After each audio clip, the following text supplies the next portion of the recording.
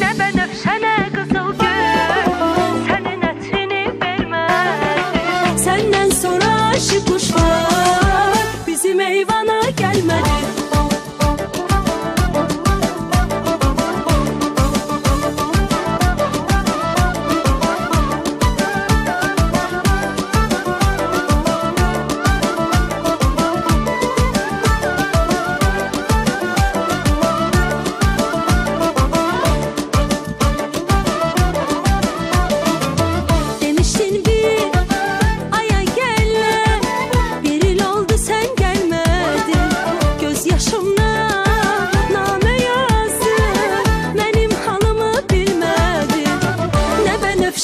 Kızıl gül.